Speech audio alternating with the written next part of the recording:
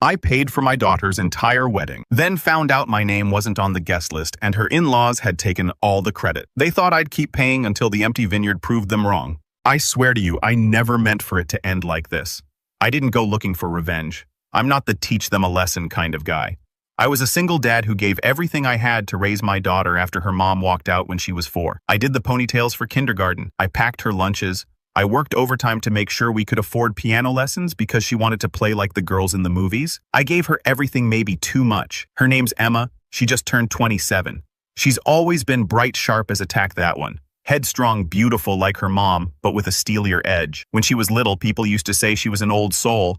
But as she got older, that old soul turned into something colder. Maybe it was the teenage years. Maybe it was the money. Or maybe I just refused to see what was right in front of me until it was too late. I run a custom cabinetry business, modest but successful. I started it when Emma was in middle school, and over time, I grew it into something stable. I'm not rich, but I'm comfortable. Comfortable enough to help with college pay for her first car and offer to cover her wedding when she got engaged last year. That was my promise to her. You worry about the dress and the flowers. I'll handle the rest. And I meant it. Every father dreams of walking his daughter down the aisle. That's the day you wait for, the one where everything you've done, all the sacrifices, all the sleepless nights feels worth it. It's the payoff. So when she called me up one night last winter, voice shook with excitement and said, "Dad, we picked a date." I felt that surge of pride and purpose. June 10th, a Saturday, perfect timing. She and her fiancé Colin wanted something classy but outdoorsy. So we found this gorgeous vineyard estate about an hour out of town with an open terrace and flower-strewn archways that looked like something out of a fairy tale. It cost a small fortune, but I was all in. I put down the deposit,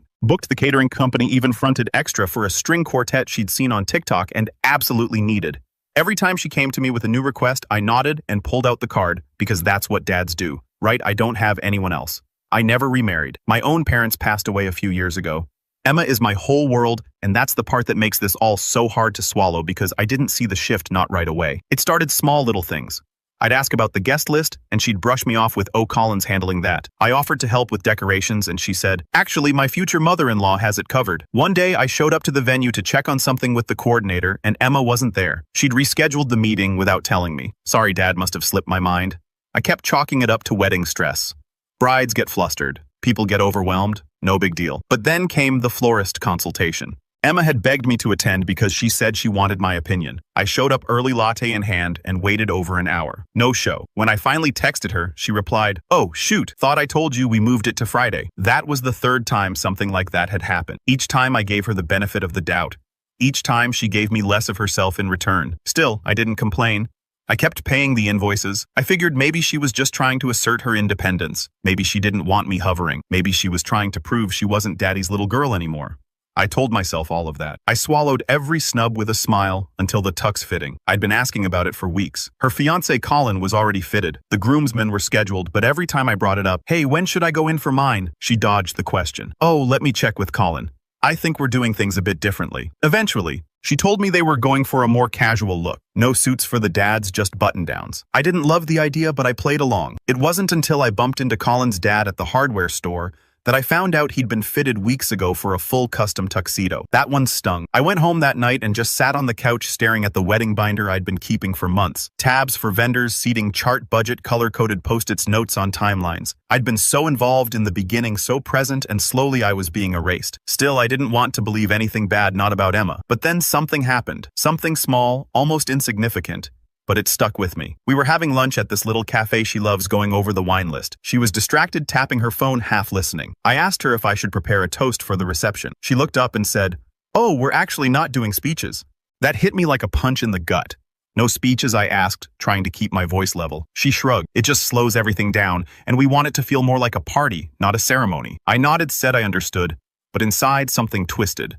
No speeches, no toast, no tuxedo. No meetings, no fittings, no involvement. I was paying for a wedding I was no longer welcome at, and I didn't know it yet. That was the beginning of the unraveling. I could feel something shifting, like the floorboards creaking beneath your feet before the drop, and yet I still didn't know how deep the betrayal went. Not yet, but I was about to find out. And when I did, everything changed. It was about 3 weeks before the wedding when I realized I was being treated like a walking wallet. That's not bitterness talking. That's not some wounded pride or old man paranoia. It's just the truth. You don't always notice it when it's happening. Gradually, one forgotten text at a time, one dodged question here, A brushed-off comment there. But the signs had been stacking up for months and I just hadn't put them together. Or maybe I didn't want to. Because the alternative meant accepting something I wasn't ready to face. That my daughter, the little girl who used to fall asleep on my chest while I hummed old Springsteen songs, didn't see me as part of her life anymore. Just part of the budget. The final straw didn't start with anything dramatic. It started with an Instagram post. It was a Thursday evening. I just gotten home from a job site still covered in sawdust and paint flakes. My knees ached. I cracked open a beer and opened my phone mostly out of habit. I wasn't trying to snoop or check up on Emma. I just wanted to see the newest picture she'd promised me of the centerpieces. I figured she'd posted something from the florist mock-up. Instead, I saw a photo from a bridal shower I didn't know had happened. The caption read, "So blessed to be surrounded by the most amazing women in my life. Thank you all for making this day so special. Couldn't have done it without you." There were at least a dozen people in the photo, all dressed in coordinated blush tones, standing under a balloon arch in a decorated garden. Her future mother-in-law was front and center. Her bridesmaids' cousins, friends, even my ex-wife, who hadn't spoken to Emma in years, until she heard there was a wedding to be seen at. I wasn't there. I hadn't even known it was happening. And I know what you're thinking. Maybe it was a no guys allowed thing, right? Except Colin's dad was in the background of one shot, helping carry in a stack of gifts. Her uncle was playing cornhole with one of the groomsmen in another. And the kicker, the venue, it was the same vineyard I'd booked for the wedding. They'd held the bridal shower on site without telling me. I sat there for a long time just staring at my screen. I didn't even blink when my beer tipped over and started soaking into the carpet. I wasn't just excluded, I was deliberately excluded. That night I didn't sleep. I kept scrolling, kept seeing the comments.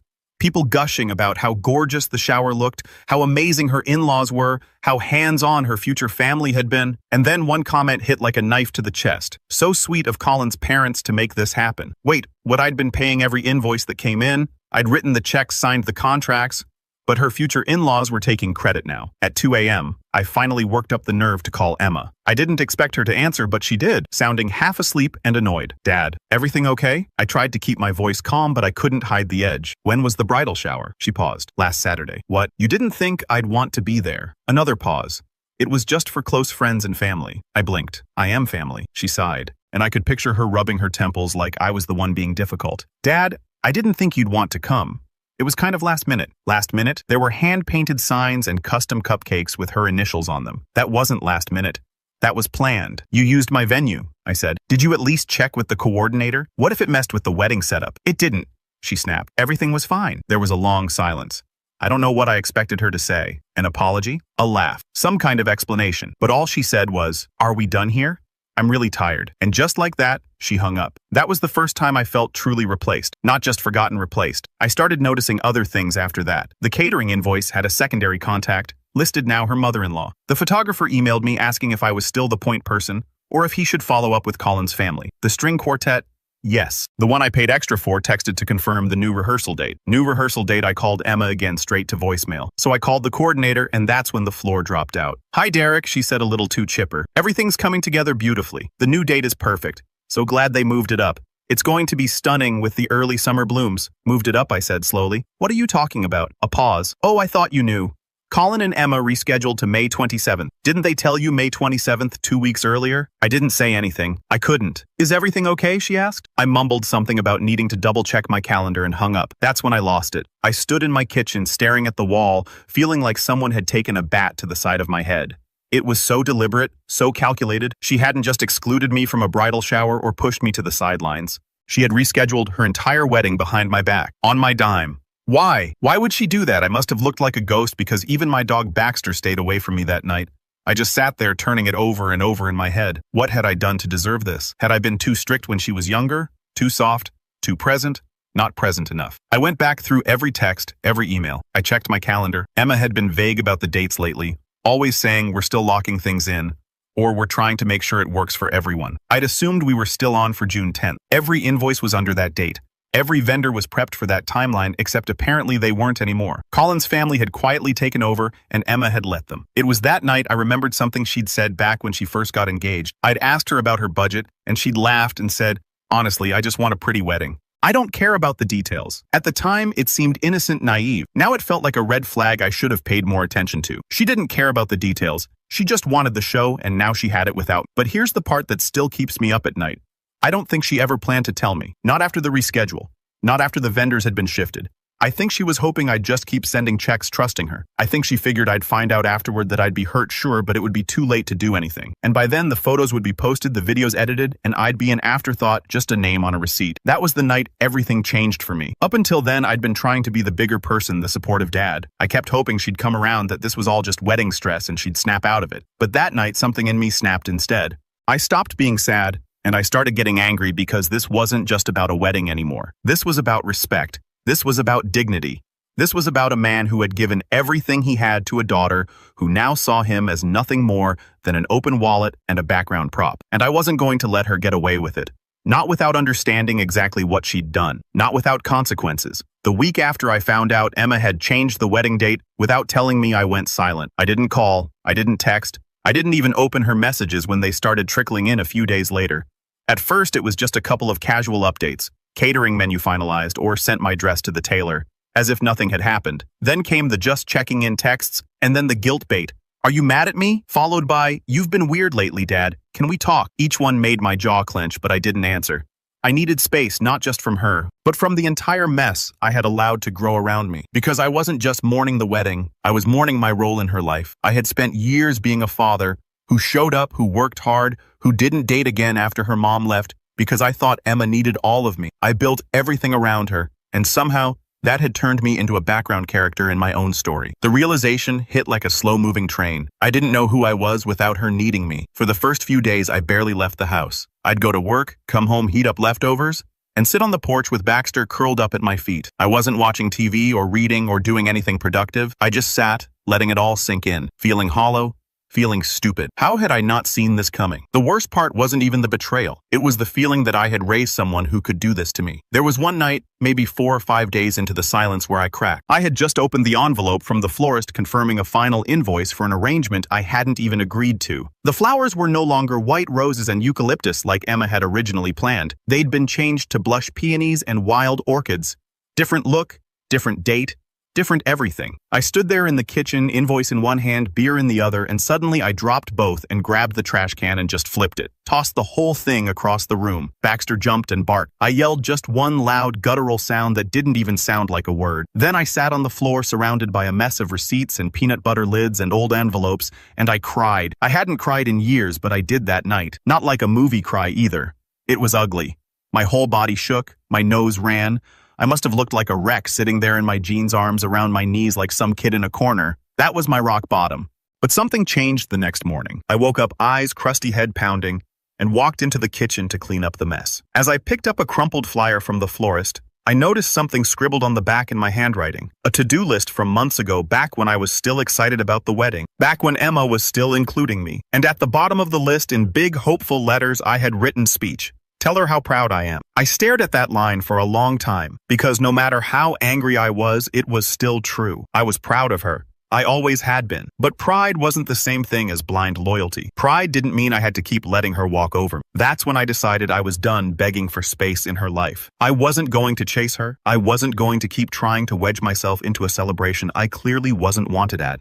But I was going to take my life back. I started with the wedding binder. I pulled it out of the kitchen drawer and dumped the whole thing on the table. Pages and receipts fluttered out. Seating charts, meal preferences, vendor contracts, quotes. I spent the whole morning going through each one and making a list. Not of what I owed, but of what I controlled. Because here's the thing about being the one who pays for everything. Your name ends up on all the contracts. The venue, the catering company, the DJ, the florist, the valet, even the backup generator for the outdoor terrace in case of bad weather. All of it under my name. And that meant I had more power than I realized, but I wasn't ready to use it. Not yet. Instead, I turned inward. For the first time in years, I started thinking about me. I took a day off work. Not because I couldn't go in, but because I needed a break from pretending I was fine. I called in a favor from a buddy who owed me some time off the books, and I packed up Baxter and headed for the coast. Just me, the dog, and a rented cabin near the water. I brought no wedding stuff, no phone calls, no email, just long walks, fresh air mornings, where I made real breakfast, and watched the tide roll in nights where I actually slept, and slowly, I started to feel human again. It's amazing how much space you gain when you stop trying to win someone's approval. I started journaling again, something I hadn't done since Emma was in high school. Nothing dramatic, just thoughts, frustrations, gratitude, things I hadn't made time for in years. I even met a couple staying in the cabin next door, Dave and Marlene, retired teachers, who spent half the year traveling in an old RV. We ended up having drinks a few nights in a row, and one evening, Marlene said something that stuck with me. You can't control how your kids turn out. You just have to control how you show up. That hit me hard because I had been showing up over and over and it hadn't mattered. But maybe it wasn't about them anymore. Maybe it was about reclaiming what I'd given away. When I came back home a few days later, I was still angry, still hurt, but I was clearer. I had stopped spiraling, and I had started planning. The first thing I did was reread every vendor contract. I wanted to know exactly what my rights were. Turns out I had more leverage than I thought. Most of the vendors still had the original date in their systems, June 10th. None of them had formal amendments on file for the new date. Some had been told there might be a change, but no one had signed anything official. Not the venue, not the DJ, not the catering crew. And since I was the one who signed the contracts, the one who made the payments, guess who had final say? I didn't make a move yet, but I started drafting emails, polite, professional emails, asking for confirmation, noting discrepancies, asking about cancellation, windows, refund options, and rescheduling clauses. And then right in the middle of this new wave of productivity, I got a text from Emma. Hey, sorry for being so distant lately. Been swamped with wedding stuff. Hope you're doing okay. Just wanted to check in and see if you're still okay covering the bar tab for the rehearsal dinner. I didn't reply. She sent another message 2 hours later. Also, did the string quartet send you their final invoice? They said they need payment by next Friday. Still nothing from me. She tried again the next day. Are you mad at me? And finally, I know we moved the date. I didn't tell you because I thought you'd make it a big deal. I just didn't want drama. I still want you there. Please don't ruin this. That word ruin, as if I was the problem. As if I was the one being unreasonable. I sat with that message for a long time. Then I set my phone down, walked into the garage, and started a new project. I hadn't touched my personal tools in months. Everything had been for work, but now I pulled out a raw slab of walnut I'd been saving for years. This beautiful, twisted piece with so much grain and personality. I ran my hands over it and pictured the coffee table I'd always wanted to build but never had the time for. Over the next few nights, I carved. I sanded. I forgot about Emma, forgot about the wedding, forgot about being hurt. All I heard was the hum of the sander and the rhythm of the grain. It felt good. Simple, grounding, and slowly, the numbness began to lift. By the end of the week, I had a gorgeous, one-of-a-kind table sitting in my living room and a growing sense of clarity. Emma might not value me as a father anymore, but I valued myself, and I wasn't going to let her or anyone treat me like I didn't matter. I had given her every opportunity to come clean to show some decency. She hadn't, and now the wedding was just 2 weeks away. 2 weeks until she arrived at a vineyard she assumed was still booked. 2 weeks until guests showed up expecting a party. 2 weeks until the entire illusion she'd built without me came crashing down. And me, I had a front row seat to all of it. 2 weeks. That's how long I had between the moment I stepped back into my house and the day Emma thought she'd be walking down the aisle. 2 weeks until she showed up to, I technically still controlled. 2 weeks until Colin's family people, who barely acknowledged me during this entire process, would be parading around taking credit for a wedding they didn't pay for. 2 weeks until my daughter looked around and realized she had removed the one person who had made all of this even possible. I could have canceled everything right then. I had the power. One phone call, one email, I could have flipped the switch and let her deal with the chaos. But that would have been too easy, too quick. I wanted her to understand. Not just feel embarrassed, but really understand what she'd done. I wanted her to feel the weight of it all. And for that, I needed a little time. First thing I did was revisit every contract I'd signed, one by one. The venue? Fully refundable minus the deposit. That was fine. I could eat the deposit. The important thing was that they still had the original date on file, June 10th. No one had officially amended the contract for May 27th, which meant I could cancel, and no one else had standing to stop me. The florist. Same thing. They'd only received a soft confirmation for the new date.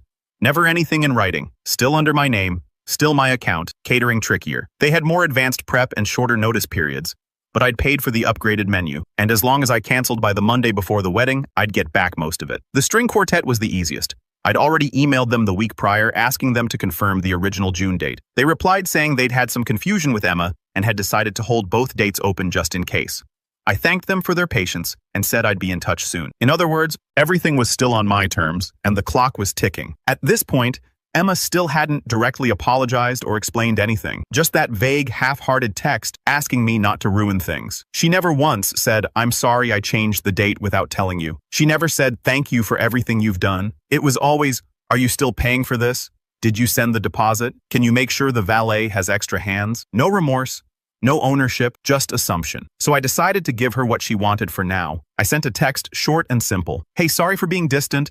I've just been a little overwhelmed. Don't worry. I've got everything handled. Just focus on enjoying your big day. The read receipt popped up within seconds. And then, thank you, Dad. That really means a lot. She followed it up with a smiley face. I stared at it for a long time and set my phone down and went back to work. Now that the ball was rolling, I needed help. Quiet help. So, I called Janine. She's been my assistant for 5 years. Smart as a whip, loyal to the bone, and always 5 steps ahead of everyone else. I trusted her like family, probably more than most family, honestly. I told her everything. What had happened, what Emma had done, how I wanted to handle it. Janine didn't even blink. She just said, "Tell me what you need."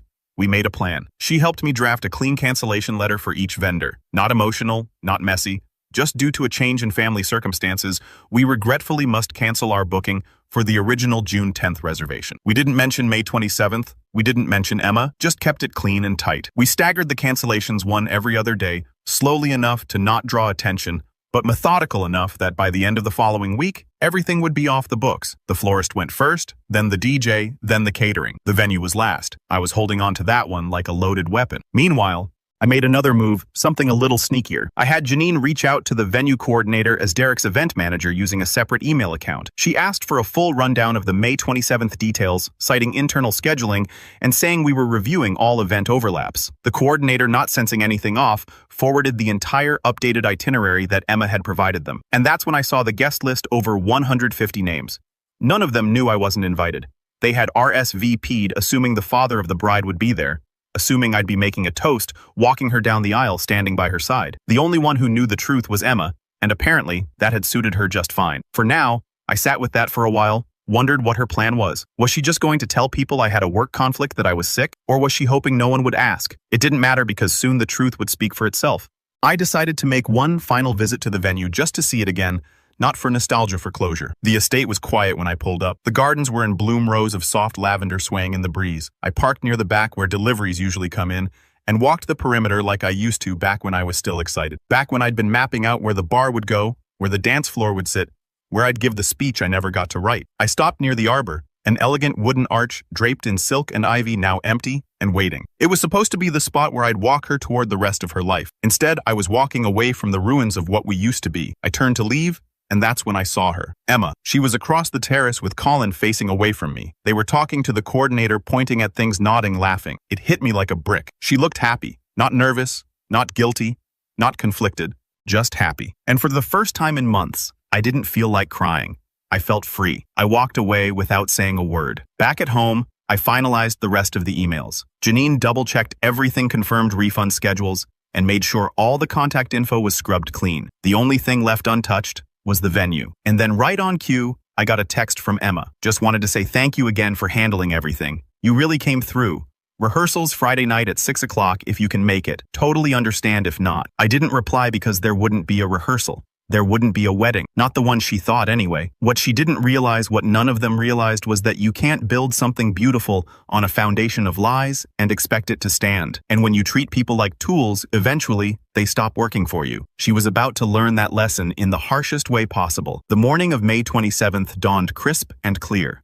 Birdsong filtered through my open window. Baxter, sensing something was different, paced near the front door with a nervous energy he hadn't shown in weeks. I sat at the kitchen table, sipping my coffee, reading the paper, pretending it was just another Saturday. But it wasn't. Not for Emma, not for Colin, not for the 150 guests who would soon be on their way to a vineyard that no longer had a wedding scheduled. It was game day, and every move had already been played. I didn't need to lift a finger anymore. Everything was already in place. The venue had been canceled earlier in the week, the catering refunded, the florist off the books, DJ gone, valet rentals, waitstaff chairs, bar service, linens, lighting crew, customized sculptures, all gone. Emma didn't know yet because she never followed up with me directly about the contracts. She was so busy riding the wave of her perfect day that she'd stopped paying attention to the person who made it all possible. She assumed, like always, that everything was taken care of, that Dad will handle it. She just never stopped to consider what would happen if Dad decided not to. I got the first phone call at 10:17 a.m. It was from the venue coordinator. I let it ring out. At 10:25, a voicemail. "Hi Derek, I'm so sorry to bother you, but we have a situation.